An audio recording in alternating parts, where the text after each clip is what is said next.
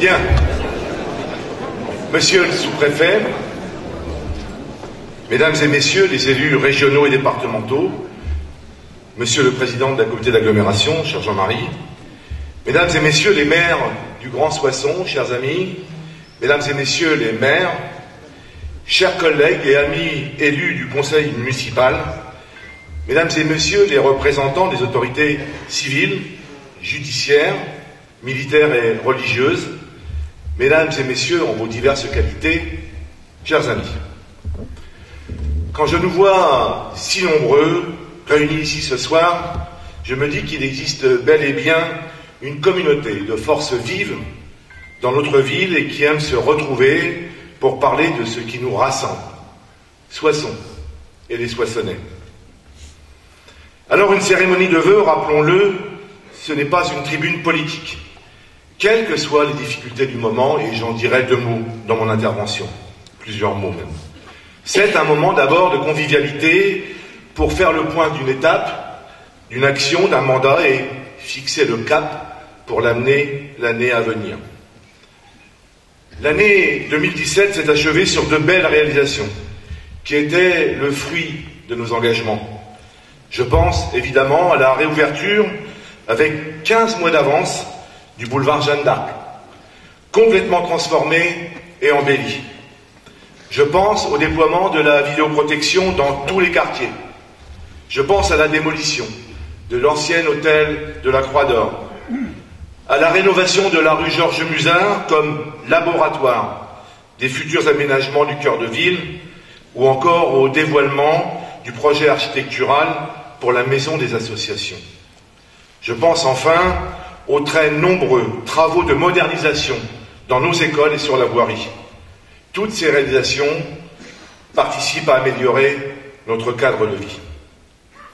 2017 aura marqué la 3e année de notre mandat. À mi-chemin, nous avons souhaité prendre le temps de la réflexion et de l'échange avec tous les Soissonnais. À travers une consultation publique que nous avons voulu la plus large possible, chacun a pu juger l'action conduite depuis 2014 et nous faire part de ses attentes pour l'avenir. Vous avez été nombreux à saisir cette occasion et je veux vous en remercier chaleureusement, une fois encore. Beaucoup d'enseignements ont pu être tirés de ce temps de concertation. Il nous aura fallu surtout conforter dans l'idée que pour réussir la transformation de Soissons, il faut un cap, une équipe et une méthode. Rendre aux habitants la fierté de leur ville, voilà ce qui est notre cap. Tout le travail que nous faisons est de montrer le ciel bleu aux Soissonnais. Les difficultés existent, nous ne les cachons pas sous le tapis.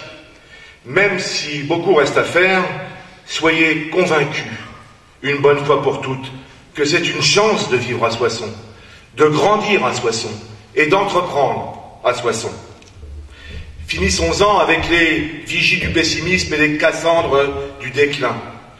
Ayons confiance en nos atouts. Cessons de regarder nos pieds et regardons droit devant nous. N'ayons plus de complexe, soyons bien sûr audacieux et surtout ambitieux. Alors l'équipe, elle est là, rassemblée autour de moi. Aux commentateurs toujours bien intentionnés, je le dis haut et fort, le temps des divisions et des aventures personnelles est révolu. Le temps des interrogations sur les prochaines échéances électorales semble être venu pour certains, pas pour moi. L'heure est à l'union au sein de l'équipe municipale et à la poursuite du travail engagé.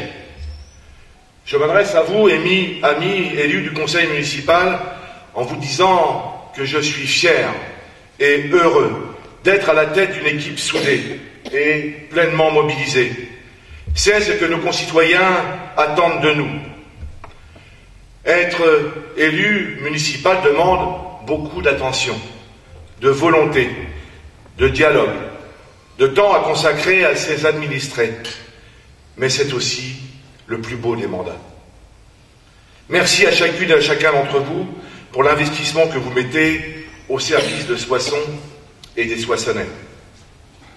Et l'équipe, c'est aussi celle que forme l'ensemble des agents de la ville. Nos services sont riches d'intelligence, d'enthousiasme et de talent. Grâce à eux, notre ville avance. Et je veux, au nom des Soissonnais, leur exprimer ma reconnaissance et celle de la mutualité.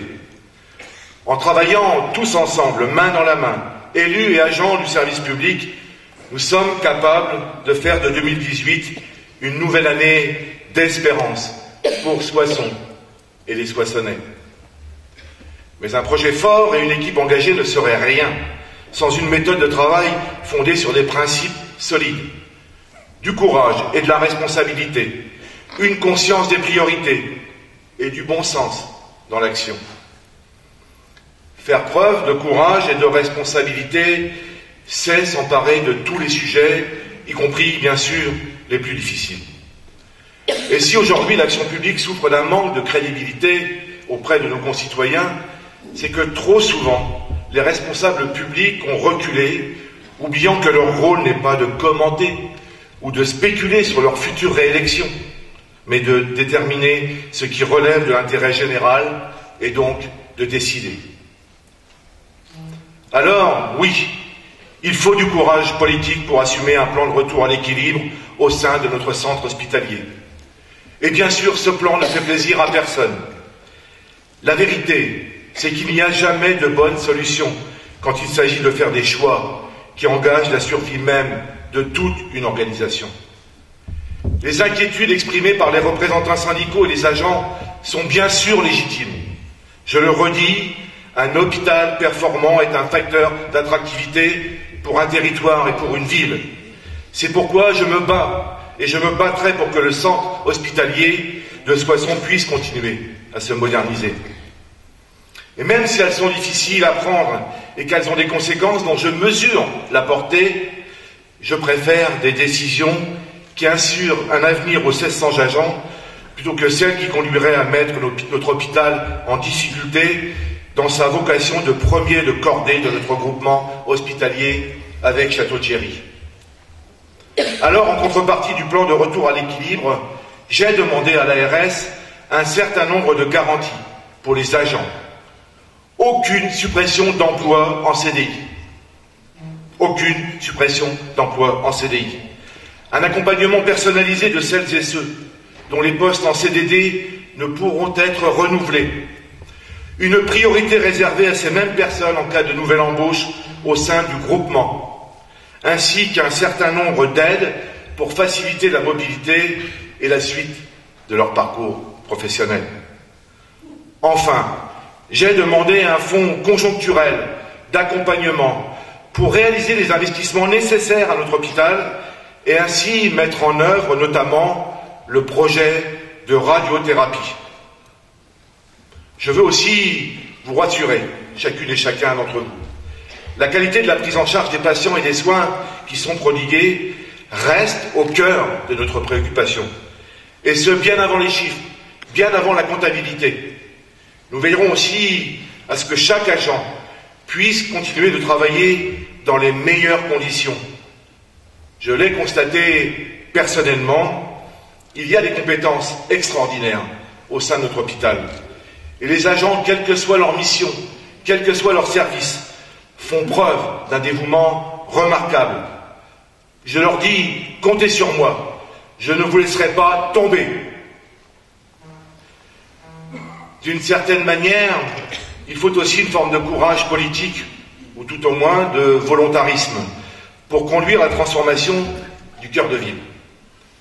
Là où l'équipe municipale précédente a abandonné, alors même qu'elle avait toutes les cartes en main, nous allons changer, et ce durablement, le visage de notre centre-ville, qui est, rappelons-le, tout le cœur de l'agglomération.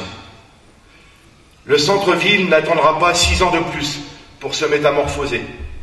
40 cabinets d'architecture ont répondu à l'appel à projet que nous avons lancé pour redessiner le secteur allant de la place Mantoue jusqu'à la rue de la Bannière, en passant par la place de l'Évêché, la place Fernand Martini et la place Saint-Christophe. Après l'expérimentation conduite rue Georges Musard, c'est la réalisation de ce projet qui créera véritablement le nouveau souffle dont notre cœur de ville a besoin pour entrer durablement dans le XXIe siècle. Un jury a sélectionné 3 cabinets qui ont présenté des visions très différentes. Ils mettent la dernière main à la pâte pour finaliser leur travail. Nous dévoilerons le lauréat d'ici quelques semaines pour une mise en œuvre des premiers aménagements d'ici le début de l'année prochaine. Parallèlement à cette transformation urbaine, à l'aide également d'une concession qui permettra d'intervenir de manière déterminée sur 11 îlots à enjeu, nous déclinerons cette année un ambitieux plan commerce. Ce sera là pour nous l'occasion de présenter une vision inspirante et optimiste de l'avenir de Soissons. Ce sera aussi pour répondre à une attente forte des commerçants et envoyer le signal d'un engagement ferme de la ville en direction du commerce de proximité.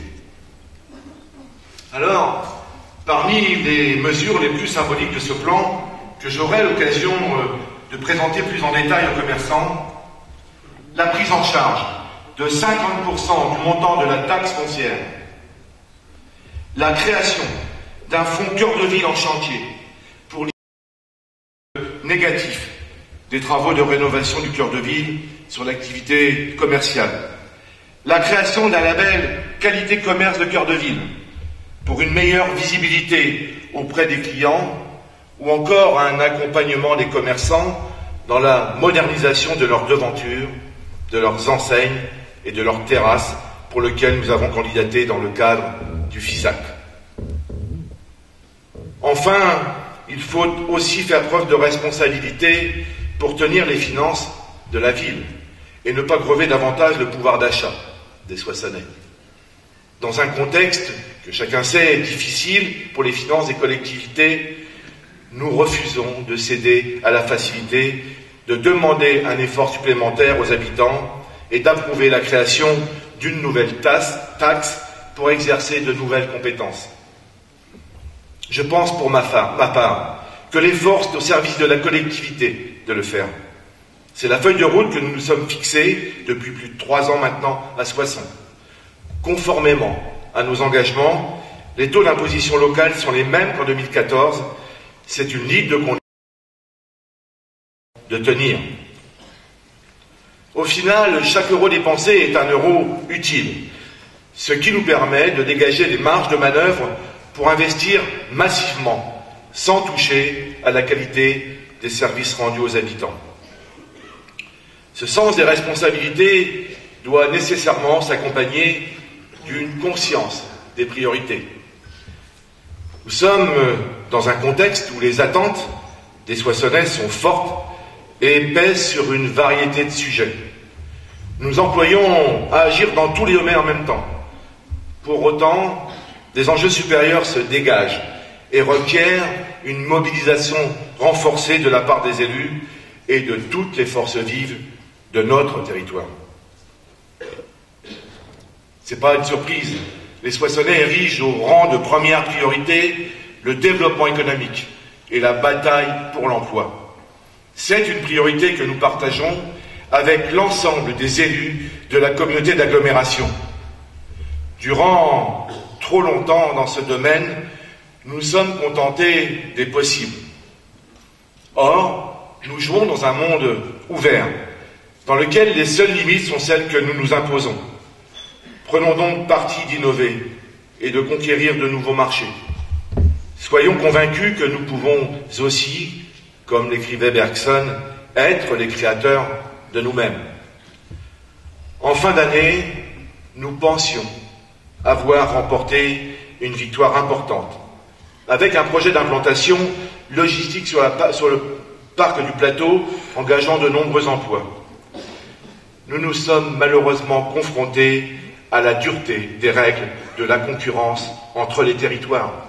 Car oui, nous sommes en compétition avec les territoires qui nous entourent. Pour autant, et nous en parlions ce matin encore avec Jean-Marie Carré, réjouissons-nous que le Grand Soissons intéresse. Notre territoire est revenu dans les radars. Nos atouts sont désormais connus des investisseurs et surtout, avec l'État, la manière collective dont nous avons travaillé sur ce dossier nous sera très utile pour l'avenir.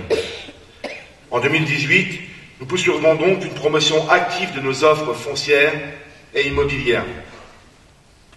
Je rappelle que l'extension du Grand Paris et le développement de la plateforme aéroportuaire de Roissy sont la chance de notre territoire.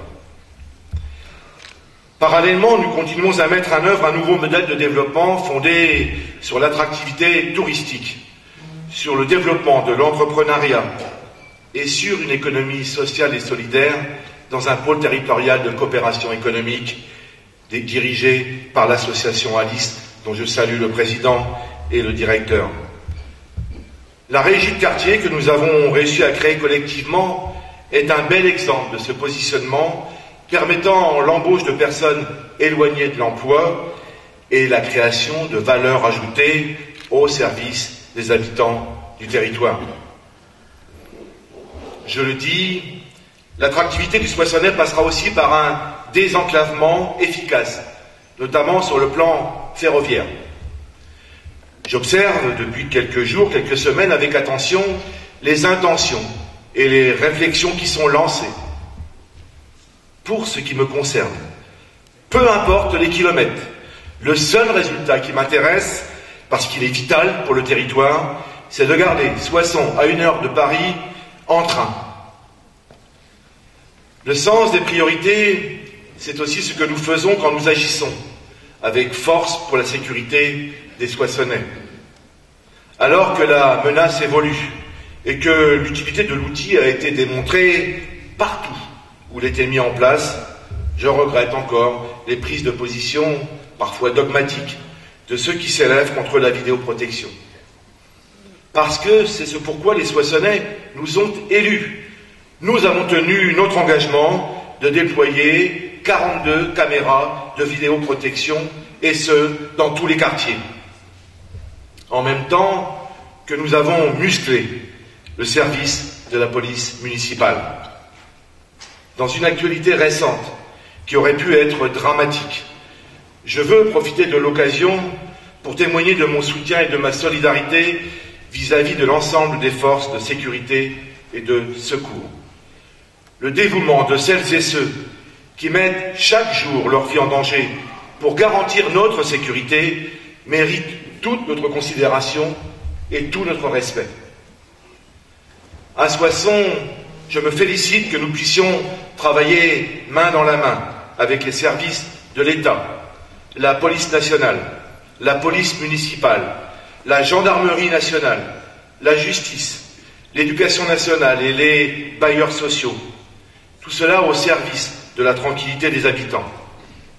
Alors, beaucoup reste à faire et c'est cette nécessité d'aller plus loin encore dans les démarches partenariales qui nous conduit à créer une instance de coordination opérationnelle, un conseil local de sécurité et de prévention de la délinquance que nous installerons dans les toutes prochaines semaines. Soissons va enfin se doter d'une véritable feuille de route stratégique au service de la prévention et de la sécurité des habitants.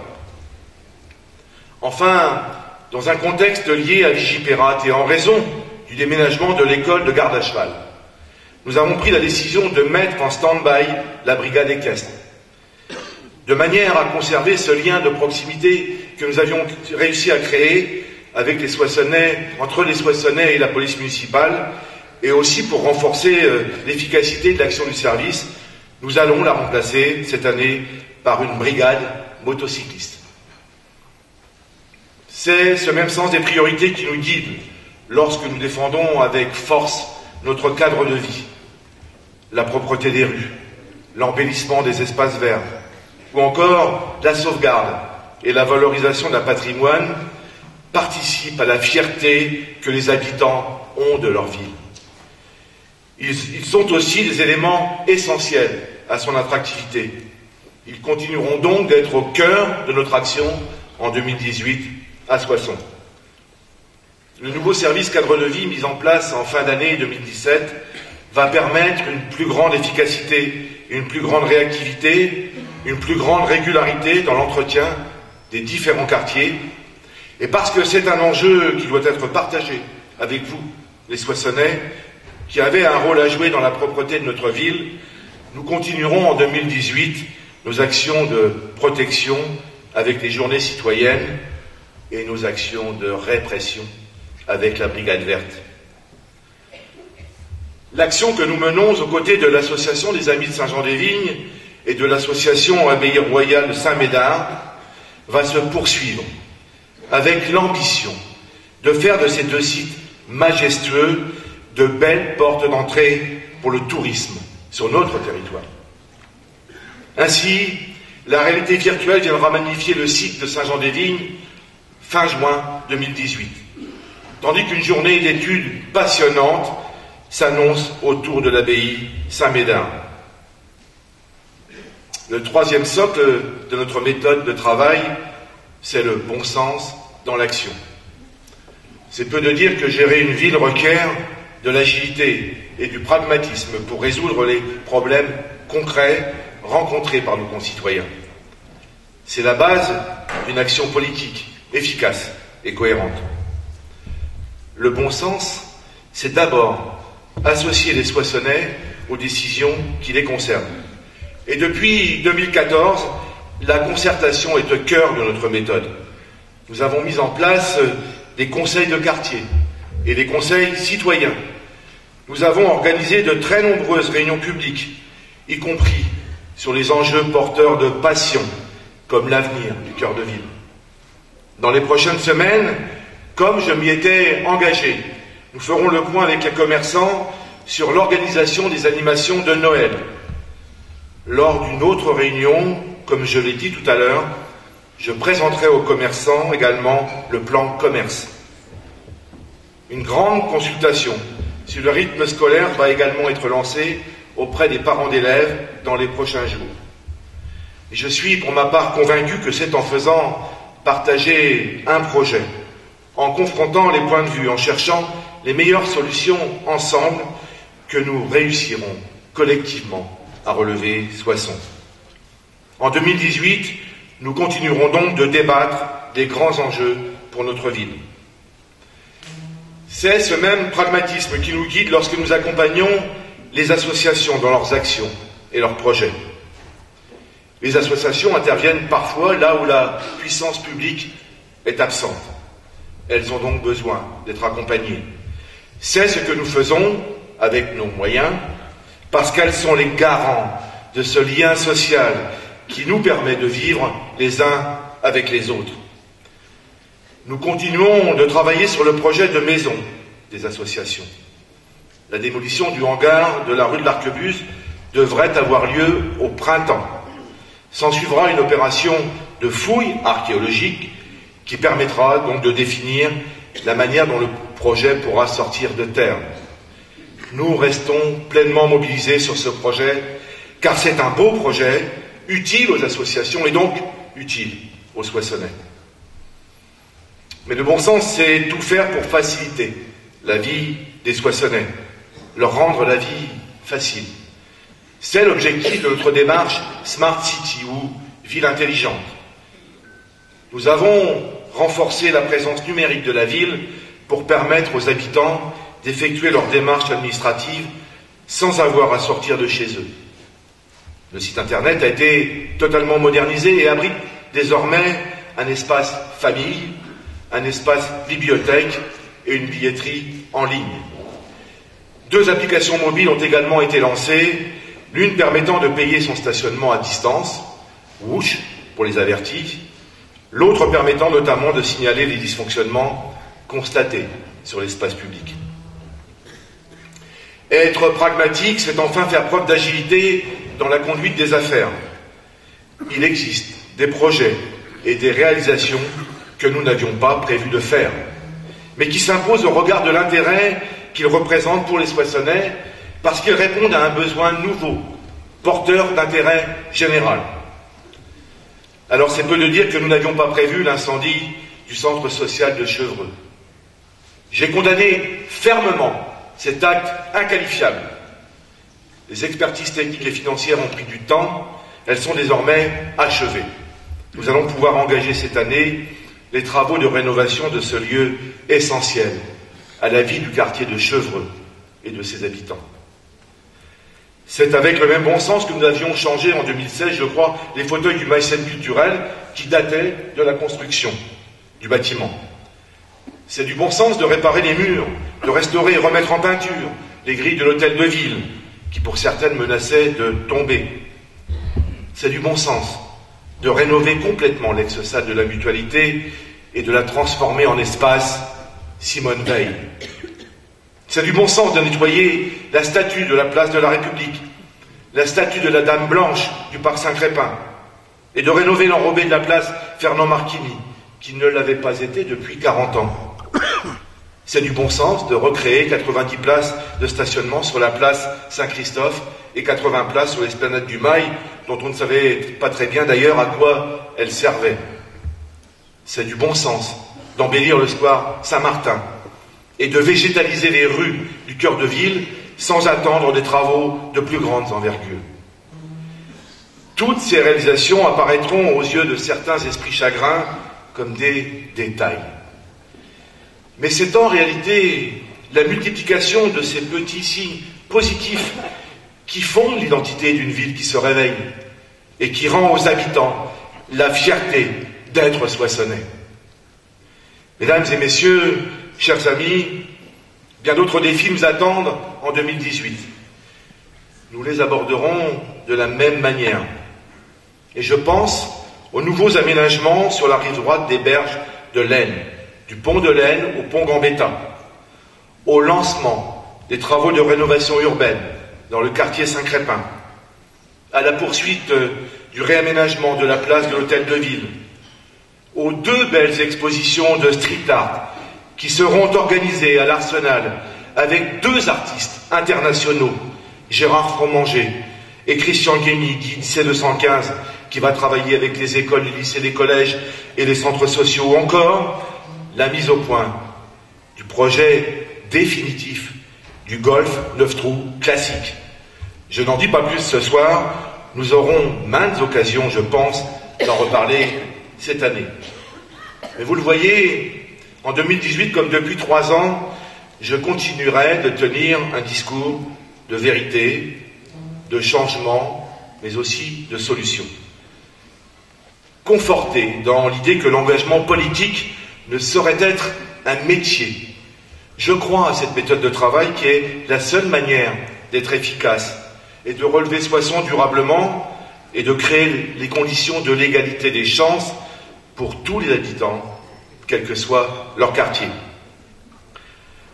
Évidemment, en ces débuts d'année, je veux avoir une pensée particulière pour celles et ceux que la vie n'épargne pas et qui peuvent appréhender la nouvelle année avec un certain découragement.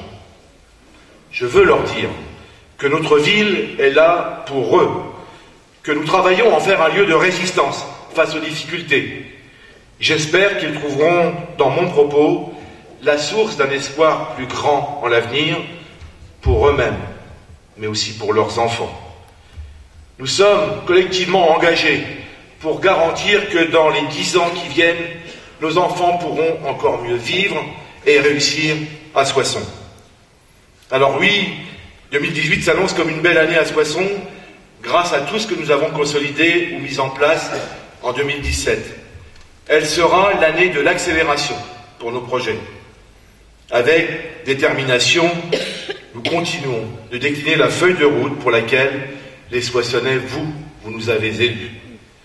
Dans ce travail, nous avons besoin de tout le monde. Chacune et chacun, dans cette salle, détient une parcelle de génie de notre ville. Et c'est en les conjuguant, en les associant, en les fusionnant, que chacune de ces parcelles fera de 2018 une belle année. En 2014, nous avions trouvé une ville qui produisait parfois de l'indifférence, du découragement et parfois aussi une certaine lassitude. En 2018, nous offrons à tous les habitants de Soissons une ville qui doit produire de l'efficacité, de la solidarité et de la prospérité. Je souhaite donc que cette nouvelle année vous apporte personnellement tout le bonheur auquel vous aspirez, entouré des vôtres, Je souhaite aussi qu'elle soit pour nous tous l'occasion d'avancer encore plus vite et encore plus fort dans la nécessaire métamorphose de notre belle ville. Merci de votre présence chaleureuse ce soir et belle soirée à toutes et à tous.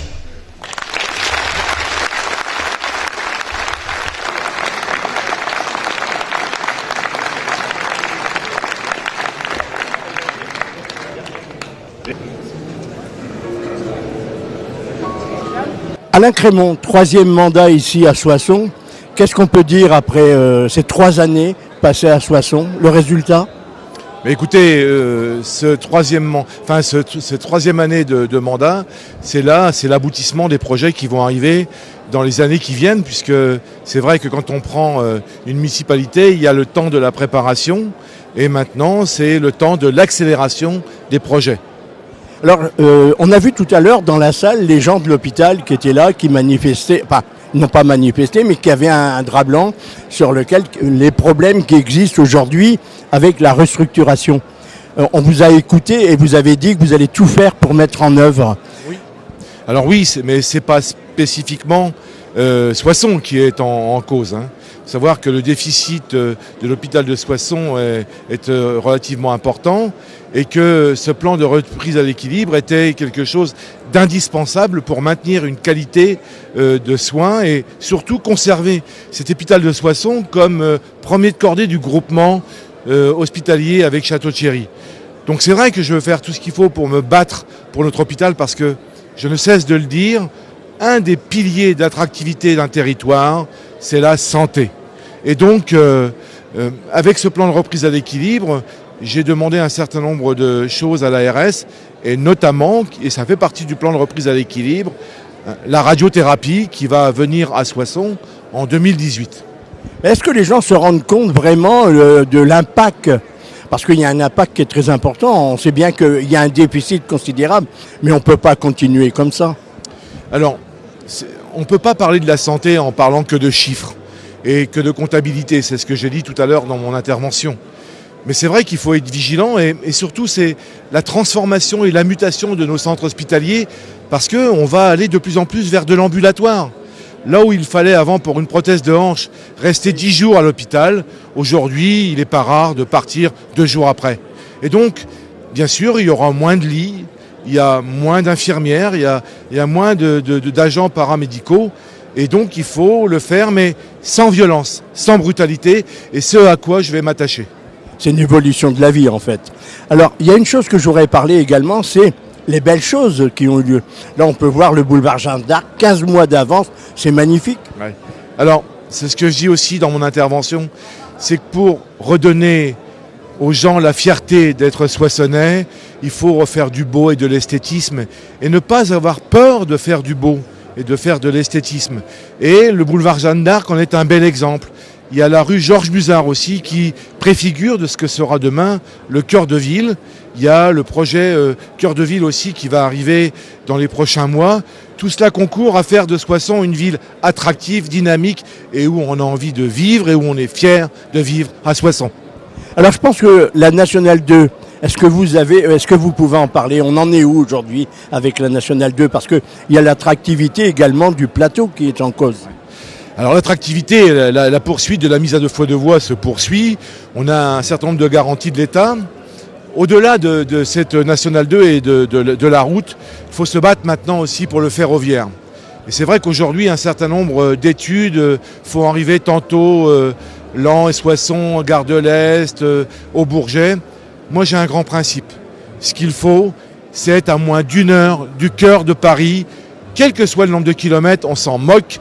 Moins d'1 heure du cœur de Paris, Soissons.